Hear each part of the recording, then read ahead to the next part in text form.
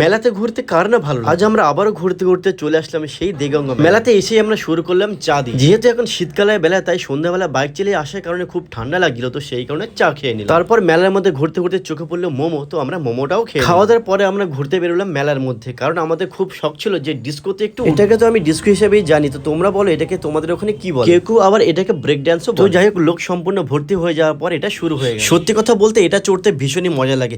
আমরা আগের দিন উঠেছিলাম বড় নাগরদোলায়, কিন্তু সেটার থেকে আমাদের মনে হচ্ছে এটা অনেক বেশি মজা। বেশ কিছুক্ষণ এটা চড়ার পরে আমাদের মনে হচ্ছিল যে একটু মাথাটা ঘোরা। সিঁড়ি থেকে নামতে খুবই ভয় করছিল, কারণ তখন ভাবছি যেন আমরা পড়ে না যাই। এটা চড়ার পরে আমরা সেই আবার চলে আসলাম খাবারের দোকানে। আমি কিন্তু জানতাম না এই দেগঙ্গা মেলাটা এত সুন্দর হয়। যদি আগে জানতাম তাহলে হয়তো আমি আগের বছর আসতাম। আর সত্যি কথা বলতে গেলে এই চিকেন পকোড়া আর ফাটা চপটা খুবই সুস্বাদু খেতে। এই বছর তো মেলা শেষ হয়ে গেছে, তো পরের বছর যদি কেউ তোমরা আসো তো অবশ্যই এই খাবারটা ট্রাই করো। যেহেতু আমরা মেলাতে এসেছি, তো সেই জন্য ভাবলাম বাড়ির জন্য কিছু না কিনলে কি চলে। আমি তো ছেলের জন্য এই কচ্ছপটা কিনলাম, আর দিদি কিনলো কাফের সেট, আর তার সাথে সাথে দিদি আর অনেক কিছুই কিনে নিল। তো আমরা আমাদের সমস্ত কেনাকাটা কমপ্লিট করে আস্তে আস্তে চললাম বাড়ির দিকে। তো আজকের ভিডিওটা কেমন লাগলো কিন্তু অবশ্যই কমেন্টে জানিও।